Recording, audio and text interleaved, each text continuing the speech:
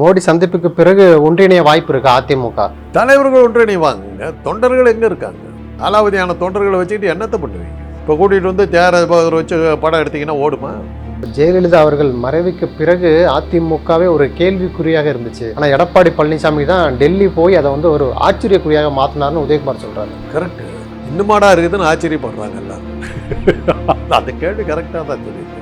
இன்னுமா இந்த கட்சி இருக்குது, போயிடுச்சுன்னு நினச்சோம் அப்படின்னு. ஆனால் இன்றைக்கி என்னாச்சு? அத்தனை கட்சிகளும் சேர்ந்து எதிர்த்து நிற்கிறது ஸ்டாலின் எதிர்த்து நிற்கிறாங்க. அந்த அளவுக்கு பெரிய தலைவராக மாறிட்டார்.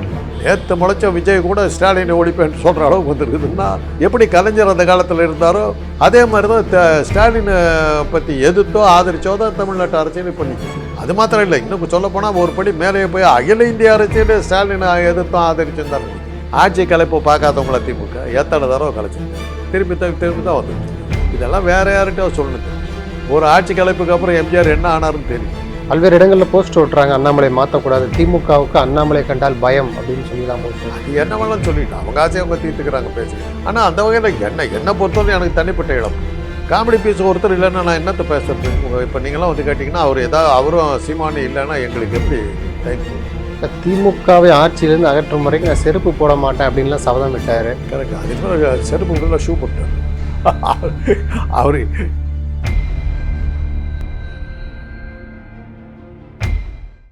லிபர்டி தமிழ் நேயர்களுக்கு வணக்கம். இன்றைய நேர்காணலில் நாம் சந்திக்க இருப்பவர் அரசியல் விமர்சகர், மருத்துவர் ஐயா டாக்டர் காந்தராஜ் அவர்கள். வணக்கம் ஐயா. இப்போ பிரதமர் மோடி அவர்களை எடப்பாடி பழனிசாமி அவர்களும் சரி, ஓ பன்னீர்செல்வம் அவர்களும் சரி தனித்தனியாக சந்திக்கிறாங்க. ஏற்கனவே உள்துறை அமைச்சர் அமித்ஷாவை எடப்பாடி பழனிசாமி சந்திச்சுட்டு வந்தார். இந்த சூழலில் மீண்டும் மோடி அவர்களுடைய சந்திப்பு, இந்த சந்திப்பை எப்படி பார்க்குறீங்க? மேனேஜிங் டைரக்டர் கூப்பிட்டாக்கா பிரான்ச் மேனேஜர் போய்த்தானுங்களா ஆகணும். Branch manager head quarter managing director சொல்கிறவங்களும் அங்கே தான் இருந்துக்கிட்டு தான் இருக்கணும். வெளியில் உட்காந்துருப்பாங்க, எப்போ கூப்பிட்டாலும் உள்ளே போகிறதுக்கு அங்கே காத்திருக்காங்க. அதெல்லாம் என்ன இருக்குது? அவங்க தலைவர் அவர் தானே, அமித்ஷா கிட்ட தானே இவங்கெல்லாம் வேலை பார்க்குறாங்க. அது கரெக்டாக போட்டாங்களா? அண்ணா திமுகங்கிறதுக்கு வந்து அமித்ஷா திமுகன்னு போட்டிருக்காங்க. அப்படி தான் ஆகிப்போச்சு. அது முடிஞ்சு போச்சு. அண்ணா திமுகங்கிற ஒரு கட்சி இல்லை. வந்து நம்ம பேசுறது அர்த்தம் ஒழிச்சிட்டாங்க, கம்ப்ளீட்டாக ஒழிச்சிட்டாங்க. இப்போ ஓ பன்னீர்செல்வத்தையும் மோடி சந்திக்கிறாரு, எடப்பாடியும் சந்திக்கிறாரு. இப்போ பிரிந்திருந்த அதிமுகவை ஒன்றிணைக்க முயற்சி அது பார்க்கலாமா? அது ஒன்றிணைச்சு தொண்டர்கள்லாம் எப்படியோ கொண்டு வர சொல்லுவாங்க. இவங்க தொண்டர்கள்லாம் இழந்து ரொம்ப நாள் ஆகிப்போச்சு. உதாரணத்துக்கு சொல்லணுன்னாக்கா ஈரோடு எலெக்ஷன் தான் நம்ம திருப்பி சொல்லணும். 45,000 வாக்குகள் எங்கே போச்சு? வரலையே. அந்த 45,000 வாக்கு விழுந்துருந்ததுனாக்கா சீமான் டெபாசிட் வாங்கியிருப்பார். அப்போ அதுக்கு முந்தின எலெக்ஷனில் வாங்கினா அதே 12,000 ஓட்டு, இவங்க வாங்கினா அதே 12,000 ஓட்டு, ஒரு ஓட்டு எக்ஸ்ட்ரா விழுவுது. அவங்க ஓட்டு அவ்வளோதான் ஃபிக்ஸ் ஆகி போச்சு. அதிமுக ஓட்டுகள் 45,000 விழுந்துருந்தாக்கா அந்த கட்சி டெபாசிட் வாங்குற அளவுக்கு வந்துருக்குமில்ல, போச்சில்ல. இப்போ கணக்கு போட்டு பார்த்தா அது திமுகவுக்கு போயிருக்குது. ஆக அதிமுகங்கிற பேரில் இருந்த தொண்டர்கள் பூரா திமுகவுக்கு போயிட்டாங்கிறது வந்து ஈரோடு எலெக்ஷன் தெளிவாக காட்டிடுச்சு. மோடி சந்திப்புக்கு பிறகு ஒன்றிணைய வாய்ப்பு இருக்கா அதிமுக? தலைவர்கள் ஒன்றிணைவாங்க, தொண்டர்கள் எங்கே இருக்காங்க? காலாவதியான தொண்டர்களை வச்சுக்கிட்டு என்னத்தை பண்ணுவீங்க? இப்போ கூட்டிகிட்டு வந்து ஜெயராஜ் வச்சு படம் எடுத்திங்கன்னா ஓடுமா? Super hit. இன்றைக்கு வரல அவருடைய சாதனை யாரும் முறியடிக்கலை. ஹரிதாஸ் படம் 3 தீபாவளி கொண்டாடிச்சு. இன்றைக்கு வரல எந்த இந்திய படமும் சாதிக்காத சாதனை. ஷோலையெல்லாம் வந்து நாங்கள் ஷோலையெல்லாம் ஏதோ ஒரு கணக்கு காட்டினாங்க. உண்மையான வசூலோட ஓடின படம் இந்திய திரைப்பட உலகில் வந்து ஹரிதாஸ் தான். அந்த ஞாபகத்தில் தியாகராஜ பாதரை கூட்டு வந்து இன்றைக்கி ஹீரோவாக போட்டிங்கன்னா படம் ஓடுமா? முடிஞ்சு போச்சு, பீரியடு ஓவர். ஆனால் இந்த தலைவர்கள்லாம் காலாவதி ஆகிட்டாங்க. நீங்கள் புதுரட்சம் பாய்ச்சணும். யாராவது ஒரு தலைவர் உள்ளே வந்து பேசி இது பண்ணணும்.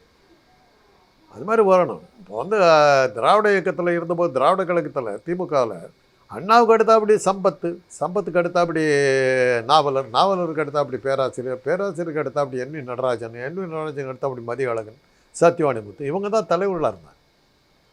கலைஞர் ஒரு ஆள் அங்கே இல்லவே இல்லை. ஆனால் அண்ணாவுக்கு பிறகு அவர் தான் வந்தார். அவர்தான் யார் ஒரு துடிப்பான ஒரு இளைஞர் உள்ளே வந்தார். கலைஞருக்கு பிறகு என்ன ஆகும்னு பார்த்தாங்க. ஸ்டாலினை கொண்டு வச்ச போது எல்லோரும் முகத்தை சொல்லிச்சாங்க, வாரிச்சு கரிச்சுன்னு எத்தனையோ கமெண்ட்டுகள்லாம் பண்ணாங்க. நின்றுக்கிட்டு இருக்காருல்ல, அவருக்கு வராத இதை அத்தனை பேரும் ஒன்றா சேர்ந்து வர்றவெல்லாம் பேசுகிறாங்க. ஆனால் இன்றைக்கி என்னாச்சு? அத்தனை கட்சிகளும் சேர்ந்து எதிர்த்து நிற்கிறது ஸ்டாலின் எதிர்த்து நிற்கிறாங்க. அந்த அளவுக்கு பெரிய தலைவராக மாறிட்டார்ல. நேற்று முளைச்ச விஜய் கூட ஸ்டாலினை ஒழிப்பேன்னு சொல்கிற அளவுக்கு வந்துருக்குதுன்னா எப்படி கலைஞர் அந்த காலத்தில் இருந்தாரோ, கலைஞர் எதிர்த்து தான் தமிழ்நாட்டு அரசியலே இருந்ததோ, அதே மாதிரி தான் ஸ்டாலினை பற்றி எதிர்த்தோ ஆதரிச்சோ தான் தமிழ்நாட்டு அரசியல் இப்போ நிற்குது. அது மாத்திரம் இல்லை, இன்னும் சொல்லப்போனால் ஒரு படி மேலே போய் அகில இந்திய அரசியலே ஸ்டாலினை எதிர்த்தோம் ஆதரிச்சுன்னு தான் நிற்குது. அந்தளவுக்கு அவர் வளர்ந்துட்டார். அதெல்லாம் வச்சு பார்க்கும்போது நம்ம பார்ப்போம் எப்படி போதுன்னு பார்ப்போம். இந்தியாவில் ஜனநாயகம் நேர்மையாக இருந்து நேர்மையான தேர்தல் நடக்குமானால் பாஜகவினுடைய வெற்றிங்கிறது கேள்விக்குறி. ஏன்னா அவங்களால பாதிக்கப்படாத மக்களே கிடையாது. புதுசாக பிறந்த குழந்தை கூட ஏதாவது ஜிஎஸ்டி வரி போட்டு வச்சுருக்குந்தம்மா. இப்போ எடப்பாடி பழனிசாமி பாஜகட்ட வச்ச டிமாண்டே 2 தான். ஒன்று வந்து அண்ணாமலை இருக்கக்கூடாது, இன்னொன்று வந்து பழைய பிரிந்து போன ஓபிஎஸ், டிடிவி, சசிகலா இவங்களெல்லாம் நான் சேர்க்க மாட்டேன் அப்படின்னு. இந்த 2 டிமாண்டுகளையும் பாஜக தலைமை ஏற்குமா? அதை விட சொல்லப்போ பழனிசாமி வெளியே வச்சுட்டா முடிஞ்சு போகுது. நீ தானே வேணாங்கிற, நீ வழி போடு, நாங்கள் வேறு ஆளை போட்டுக்கிறோன்னா முடிஞ்சு போகுது. அவ்வளோதானே இது. இவ்வளவுக்கும் யார் இத்தனை பேர்த்த முறைச்சிக்கிட்டு உட்காந்துட்டு உன்னை காப்பாற்றுறனா என்ன லாபம்? அவ்வளோதான் கேள்வி. இப்போ செங்கோட்டையன் சந்திப்பு அதுக்கு தான் பார்க்குறீங்களா? ஆமாம், செங்கோட்டையனை கொண்டு நீ வெளியே போ, உன்னை வச்சுக்கிட்டு ஒன்று மாறிடுவே, யாரையும் சேர்த்தவும் மாட்டேன், கட்சி வளர்த்தவும் மாட்டேன், ஜெயிக்கவும் மாட்டேன், தேர்தலில் போட்டியிடவும் மாட்டேன், அப்புறம் உன்னை வச்சுக்கிட்டு என்ன பண்ணுறது? வேற ஆளை போடுறேன், நீ போப்பா அப்படின்ட்டார். Is on the way out. Palaniswami கதை ஓவர். பாஜக வளர்ந்து வந்துக்கிட்டு இருக்கு. இந்த சூழலில் மீண்டும் அதிமுகவோடு போகிறதுக்கு என்ன அவசியம்? யார்? பாஜக தனித்து போட்டிட்டு வாக்கு இந்த மாதிரி உங்களெல்லாம் அதான் முறை சொல்லி மாறக்கிட்ட கேட்டாங்க, முதலமைச்சர் ஆகிற ஆசை உங்களுக்கு இருக்குதான்னாங்க. அவர் கேட்டார், என் உயரம் எனக்கு தெரியும், இப்படியெல்லாம் பேசி நான் இது பண்ண முடியாதுன்னார். அதே தான் தனுஷ்கிட்ட கேட்டாங்க, பெரிய சூப்பர் ஸ்டார் ஆகிற எண்ணம் இருந்தாங்க, என்னை பற்றி எனக்கு தெரியும், ஏன் எந்த அளவுக்கு என்னுடைய நடிப்பு இருக்குது எனக்கு தெரியும், இந்த ஏத்தர வேலையெல்லாம் வச்சுக்காதீங்க. இது மாதிரி நீங்களாம் ஏற்றி விட்றதை நம்பிக்கிட்டு ஒரு போனார்னா போய் விட்டு யார் வேணாங்கிறா. அவ்வளோதான் சொல்ல முடியும். பாஜக ஒன்று வளர்ந்துருச்சு நீங்கள் சொல்லிக்கிட்டு இருக்கிறீங்க, சரின்னு கேட்டுக்க வேண்டியது தான். எத்தனை தேர்தலில் அவங்க ஜெயித்தாங்க, எத்தனை ஓட்டு வாங்கினாங்கன்னு நீங்கள் தான் சொல்லணும். தொடர் தோல்விகளை எடப்பாடி பழனிசாமி சந்திக்கிறாரு. இப்போ மீண்டும் பாஜகவோடு கூட்டணி வரப்போகுது, கிட்டத்தட்ட உறுதியாயிடுச்சு. இந்த தேர்தலுக்கு பிறகு அதிமுக எப்படி இருக்கும்னு பார்க்குறீங்க 2026? அதிமுக இல்லைங்க, எங்கே இருக்குது? தலைவர்கள் தான் இருக்காங்க, தொண்டர்கள் இல்லைங்கிறதான திருப்பி திருப்பி சொல்லிட்டு இருக்கேன். ஈரோடு தேர்தல் க்ளீனாக தெளிவாக சொல்லிச்சு. அந்த 45,000 ஓட்டுகள் எங்கே போச்சு? தேர்தலையே நிற்கலையே. நீங்கள் என்னால் உங்கள் கட்சி எங்கே இருக்குதுன்னு தெரியும். விஜய்க்கும் உங்களுக்கு என்ன வித்தியாசம்? அவரும் தேர்தல் நிற்கல, நீங்களும் தேர்தல் நிற்கல, 2 பேத்துக்கும் ஒரே இதுதான். என்ன நடக்குது?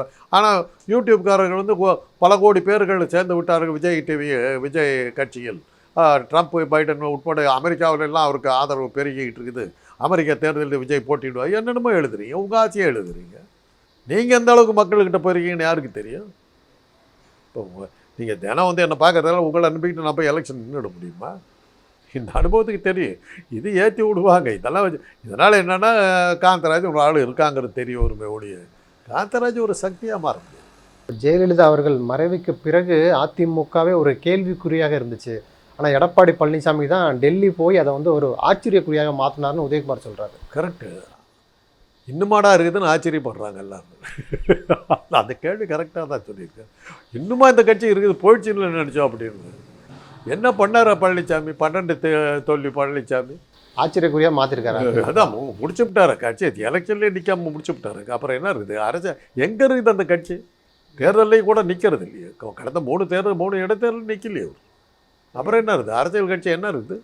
அரசியல் கட்சின்னாவே வந்து தேர்தலில் நிற்கணும். அந்த வகையில் சீமானெல்லாம் பாராட்டலாங்க. தொடர்ந்து அவர் வந்து டெபாசிட் போனால் கூட தேர்தலில் நின்றுடுறாருல்ல, தன் கட்சி இருக்கிறத காட்டுறாருல்ல. ஏற்கனவே உதயகுமார் சொல்லியிருந்தார்ல, இந்தியாவில் 2 இரும்பு மனிதர்கள் தான், ஒன்று அமித்ஷா, இன்னொன்று எடப்பாடி பழனிசாமி. ஆமாம், 2 பேர் தான் இரும்பு தான். பதவி விடாமல் பிடிச்சிக்கிட்டு இருக்காங்கல்ல, துரு பிடிச்சாலும் விட்டு விடான்னு பிடிச்சிக்கிட்டு இருக்காரு. அது பாருங்க, ஜாக்கிரதை. பழனிசாமின்னு சொன்னாக்கா முதலாளி கோச்சுக்கு போகிறாரு, அமித்ஷாவும் சேர்த்துக்கிறாரு. அந்த அடிமை. டிடிவி தினகரன் சொல்கிறாரு, தமிழ்நாட்டில் இருக்கக்கூடிய நிலைமையை பார்த்தா சீக்கிரமாகவே இந்த ஆட்சி கலைக்கப்பட்டு தேர்தல் வர வாய்ப்பு இருக்குங்கிறாரு. எப்படி பார்க்குறீங்க? எலெக்ஷன் வருது, நெருங்கும் போதெல்லாம் இந்த தலைவர்கள்லாம் வெளியில் வருவாங்க. கரெக்டாக அந்த டைமில் புத்துவீச்சல் மாதிரி கரெக்டாக வருவாங்க. காலையில் சூரிய வெளிச்சம் வந்தோன்னே எல்லாம் போய்டும். ஆட்சி கலைக்கப்படும்ங்கிறாரு. அதை தான் அதெல்லாம் இந்த மாதிரிலாம் கிளப்பி விட்டா தான் திமுக தோண்டெல்லாம் கொஞ்சம் பயந்துக்குவாங்க. ஆட்சி கலைப்பு பார்க்காதவங்கள திமுக எத்தனை தடவை கலைச்சிருக்காங்க. திரும்பி தான் வந்துக்கிட்டு இருந்தாங்க. இதெல்லாம் வேறு யார்கிட்டயோ சொல்லணும் தம்பி. ஒரு ஆட்சி கலைப்புக்கு அப்புறம் எம்ஜிஆர் என்ன ஆனாருன்னு தெரியும். போய் சுருண்டடிச்சிட்டு போய் சேர்ந்தார். இப்போ அண்ணாமலை அவர்கள் பத்திரிகையாளர் சந்திப்பில் சொல்கிறாரு, பாஜகவுடைய அடுத்த தலைவர் போட்டியில் நான் இல்லை அப்படிங்கிறாரு. ஏற்கனவே அண்ணாமலை மாற்ற போகிறாரு அப்படின்னு சொல்லி ஒரு தகவல் இருக்குது. இந்த சூழலில் அவரே வெளிப்படையாக சொல்கிறாரு, நான் அந்த போட்டியில் இல்லைங்க அப்படிங்கிறாரு. இதை எப்படி பார்க்குறீங்க நீங்கள்? ஸோ ஏன்னா பாஜக பொறுத்தவரை ஒரு தலைவர்களுக்கெல்லாம் குறிப்பிட்ட காலத்துக்கு பிறகு ஆட்டோமேட்டிக்காக அவங்க வெளியே அனுப்பிச்சிடுவாங்க. அதனால தான் இப்போ மோடிக்கே டைம் வந்துருச்சுன்றாங்களே. மோடியே இந்த டைமோட வீட்டுக்கு போக வேண்டியதான். மோடி அமித்ஷா 2 பேரும் போக வேண்டியதாங்கிறாங்க. 75 கிராஸ் பண்ணிட்டாங்க. கிராஸ் பண்ணால் வாஜ்பாயிலேருந்து எல்லாம் வீட்டுக்கு போயிட்டாங்க. அதனால தான் ஒரு மராத்தி சீஃப் மினிஸ்டர் யாரோ மினிஸ்டர் சொன்னார், அவருக்கு டைம் வந்துருச்சு, அவர் வீட்டுக்கு போகிற நேரம் வந்துருச்சு. அதனால தான் இத்தனை வருஷமாக எட்டி பார்க்காத நாக்பூர் பக்கம் போகாத மோடி இந்த தடவை ஆர்எஸ்எஸ் விழாவெல்லாம் போய் கலந்து எனக்கு அப்படியே எக்ஸ்டென்ஷன் கொடுன்னு கேட்டுக்கிறதுக்கு உட்காந்துக்கிட்டு இருக்காரு. எப்படியா ட்ரை பண்ணுறாரு. பழனிசாமி மாதிரி ட்ரை பண்ணிக்கிட்டு இருக்காரு, எப்படியாவது பதவியில் இருக்கணும்னு. வாஜ்பாய் அத்வானி எல்லாத்தையுமே வீட்டில் இவரெல்லாம் வீட்டுக்கு அனுப்பிச்சிட்டாங்க. அப்படி இருக்கும்போது இவர் எப்படி விடுவாங்க? அண்ணாமலை சிவராஜ் எல்லாத்தையுமே அனுப்பிச்சிட்டாங்க. நம்மளே தமிழ்நாட்டில் ஒரு வளர்ந்து வந்துட்டு இருக்க தலைவர், தமிழ்நாட்டில் பாஜகவை வாக்கு வங்கியில் உயர்த்தி இருக்கிறாரு. அவரை மாற்றக்கூடாதுன்னு அவங்க கவலைப்பட மாட்டாங்க. அப்படி பார்த்தீங்கன்னா அகில உலக அளவில் வாஜ்பாய் பாஜகவுடைய மதிப்பையும் கௌரவத்தையும் உயர்த்தினார். ஆனால் அந்த டைம் வந்தோடனே போங்கன்னாங்க போயிட்டார். அதுதான் பாஜகவில் இருக்கிற பெரிய விஷயம். எப்பேற்பட்ட ஆளாக இருந்தாலும் நீங்கள் அந்த பீரியட் முடிஞ்சுன்னா போயிடணும். அதில் நான் அப்ரிஷியேட் பண்ணுறேன். Nobody is indispensable. பல்வேறு இடங்களில் போஸ்ட் ஓட்டுறாங்க, அண்ணாமலை மாற்றக்கூடாது, திமுகவுக்கு அண்ணாமலை கண்டால் பயம் அப்படின்னு சொல்லிலாம் போஸ்ட். அது என்ன வேணாலும் சொல்லிட்டு அவங்க ஆசையை அவங்க தீர்த்துக்கிறாங்க, பேசிக்கிட்டு போகலாம். அதெல்லாம் ஆனால் அந்த வகையில் என்னை பொறுத்தவரை எனக்கு தனிப்பட்ட இழப்பு. காமெடி பீஸ் ஒருத்தர் இல்லைன்னா நான் என்னத்தை பேசுறது? இப்போ நீங்களாம் கேட்டிங்கன்னா அவரும் சீமானி இல்லைன்னா எங்களுக்கு எப்படி டைம் போகும்? அவங்க 2 பேரும் அருமையான பொன்மொழிகள் ஊதுப்பாங்க. அதை வச்சு தான் நாங்கள் எங்கள் பேச்சு எடுபட்டதுக்கு காரணமே அவங்க 2 பேர் தான் காரணம். அதனால தான் அவங்க 2 பேர் போனாங்கன்னாவே நாங்கள்லாம் அடிபட்டுருவோம். 2026 பாஜக தனித்து போட்டிடும் சொன்னார். ஒரு முதல்வர் வேட்பாளராக என்டிஏ கூட்டணி தான் வரும்னு சொன்னார். அதிமுகவோட கூட்டணி கிடையாதுன்னு சொன்னார். இந்த சூழலில் இப்போ அதிமுகவோட கூட்டணி பேச்சுவார்த்தை நடக்குது. அண்ணாமலை திடீர்னு மாற்றப்படுறாரு. இது வழக்கம் போல் இல்லாமல் ஒரு திராவிட கட்சிகளுடைய அழுத்தத்தினால அண்ணாமலை மாற்றப்படுறாருன்னு பார்க்கலாமா? இவங்க அவரை அண்ணாமலையால் என்னங்க இதுவரை நடந்த தேர்தலில் அண்ணாமலை என்ன தாக்கத்தை ஏற்படுத்தினார்? இந்த கேள்விக்கு எனக்கு அர்த்தம் புரியலையே. என்ன அண்ணாமலை இப்போ ஒரு கூட்டம் போட்டாருன்னா மக்கள் அப்படியே மாறி போயிட்ட மாதிரியும் தேர்தல் முடிவுகள் மாறின மாதிரி இல்லை பேசுகிறீங்க. அண்ணாமலையோ நிச்சயமானோ இல்லை பழனிசாமியோ என்ன தேர்தலில் என்ன மாற்றத்தை உண்டாக்குனாங்க சொல்லுங்க பார்க்கலாம். பழனிசாமி முடிஞ்சு போச்சு, அவர் தேர்தலை நிற்கிறத கூட நிறுத்திவிட்டார். ஆக அவர் கதை ஓவர். அவரை பொறுத்தவரை அரசியல் விட்டு போயிட்டதாக தான் கணக்கு. இவர் ஏதோ கத்திக்கிட்டு இருக்காரு. இவர் போய் எந்த தேர்தலில் அப்படியே வாக்கு வங்கி அப்படியே வாங்கி அப்படியே திமுக தோக்கடிக்கிற அளவுக்கு நெருக்கிக்கிட்டு வந்தால் இவங்க 2 பேரும் சொல்லுங்க பார்க்கலாம். வித்தியாசமான போராட்டங்கள் இளைஞர்களை கவர்ற மாதிரியான அதான் கவர்ந்துட்டாரு. அது வாக்கு ஈரோடு எலெக்ஷனில் காணுமே. நீங்கள் தான் கவர்ந்துட்டாரு, பிடிச்சிட்டாரு, மக்கள்லாம் மயங்கிட்டாங்க, அப்படியே அவர் பின்னாடி அப்படியே கூட்டமாக போகிறாங்க அப்படின்னு நீங்கள் தான் சொல்கிறதெல்லாம் உங்கள் மாதிரி யூடியூபர் தான் சொல்லிட்டு இருக்காங்க. ஆனால் அது ஒன்று செஞ்சுருக்காங்க. பெரும்பாலான யூடியூபர்களை அவங்க கையில் வச்சுருக்காங்க. அவங்க வீட்டில் அடிச்சுக்கிறாங்களோ இல்லையோ யூடியூப்காரருங்க பதறல் சாதாரணம் இல்லை. அப்படியே நடுங்கிடுறீங்களா? ஐயோ சீமானுக்கா இந்த கதின்றீங்களே, அந்த அளவுக்கு இருக்கிறீங்க. திமுகவை ஆட்சியிலேருந்து அகற்றும் வரைக்கும் நான் செருப்பு போட மாட்டேன் அப்படின்லாம் சபதம் விட்டார். இப்படிப்பட்ட தலைவரை மாற்றலாமா அப்படிங்கிற ஒரு கேள்வி. கரெக்ட். அதுக்கு மேலே செருப்பு பதிலாக ஷூ போட்டார். அவர் இது அறிவாலயத்தில் செங்கலை மாற்ற வேண்டார். சரி கான்ட்ராக்ட் கொடுக்குறோம் நாங்கள் பேசாமல் போயிட்டார். அவர் யார் தப்பு பண்ணாங்கங்கிறத விஷயம் தெரியாமல் அண்ணா யூனிவர்சிட்டியில் நியாயம் வேணும்னு சொல்லி சவுக்கில் எடுத்து அடிச்சு தப்பு பண்ணது கவர்னர் அப்புறம் தான் அவருக்கு தெரிஞ்சது. இப்படி ஒரு ஐபிஎஸ் அவரெல்லாம் ஒரு காமெடி பீஸ். அவரெல்லாம் போய் சேர்த்து எடுத்துக்கிற வேண்டிய அவசியம். இப்போ அடுத்த பாஜக தலைவராக ஒரு முக்குளத்தோர் சமூகத்தை சேர்ந்தவங்களை போடணும்னு சொல்லி ஒரு பேச்சு இருக்குது. இப்போ நயினா நாகேந்திர போடணும்னு சொல்கிறாங்க. ஆனால் அண்ணாமலை கருப்பு முருகானந்தத்தை கை காட்டுறாரு. ஏன்னா இருக்கலாம் தமிழிசையெல்லாம் இருந்துட்டாங்கல்ல, நயினா நாகேந்திரலாம் இருந்துட்டாங்கல்ல, மறுபடியும் அவங்கள திருப்பி கொண்டு வராங்கன்னு எனக்கு நம்பிக்கை இல்லை. தமிழிசைக்கு தான் கவர்னர் போஸ்ட் கொடுத்து போயிடுமான்னு சொல்லி அனுப்பிச்சிட்டாங்களே. இந்த தமிழிசையை பொறுத்தவரை சும்மா அவங்க முடிஞ்சு போச்சா? தமிழிசை இல்லை, அவங்க கவர்னர் போஸ்ட் என்னை கொடுத்தாங்களோ ரிட்டையர்மெண்ட்டு கொடுத்தாச்சு, அந்த பென்ஷன் வாங்கிக்கிறது தான் அர்த்தம். அதோடு முடிஞ்சு போச்சா? அவங்கள பொறுத்தவரை கதை ஓவர். அண்ணாமலை மாற்றத்திற்கு அதிமுகவுடைய அழுத்தம் காரணம் இல்லைன்னு பார்க்க முடியுமா? அமித்ஷா ஒரு சேஞ்ச் ஒன்று வேணும் அப்படின்னு சொல்லி நினைக்கிறாரு. இப்போ புளிச்சு போச்சு. ஆனால் அண்ணாமலை என்ன பண்ணுவார்னு எல்லாத்துக்கும் தெரிஞ்சு போச்சு. அவர் அடுத்த மூவ் என்ன பண்ணுவார்னு எல்லாத்துக்கும் தெரிஞ்சு போச்சு. எல்லாரும் வச்சுக்கிட்டு பிரயோஜனம் வேறு ஆளை போடலாம். புதுசாக ஒரு ஆள் முன்னப்பட்டு தெரிய ஒரு ஆளை போட்டாக்கா அந்த ஆளை ஸ்டடி பண்ணுறதுக்கு கூட நம்ம எதாவது பண்ணலாம் அப்படின்னு அவர் நினைக்கிறார். எதுவாக இருந்தால் என்ன, வாக்கேந்திரம் கையில் இருக்குது, சிம் கார்டை மாத்தினா முடிஞ்சு போகுது. கச்சத்தீவு திமுக அரசால் தான் நம்ம நாட்டை விட்டு போச்சு அப்படின்னு சொல்லி விஜய் சொல்கிறாரு. இப்போ பிரதமர் மோடி இலங்கையில் இருக்கிறாரு. இலங்கையில் பிரதமர் மோடி இந்த கச்சத்தீவு விஷயமாக பேசணும்னு சொல்லி தாவேகா கட்சி தலைவர் விஜய் வந்து சொல்கிறாரு. இது எப்படி பார்க்குறீங்க? சொல்லுவாரா? சொல்லியிருக்கிறாரு. சொல்லியிருக்காரா? திமுக தான் காரணம். அப்போ கச்சத்தீவு வந்துடும், அவ்வளோதான். பழனிசாமி அன்றைக்கி பேசினாருங்க.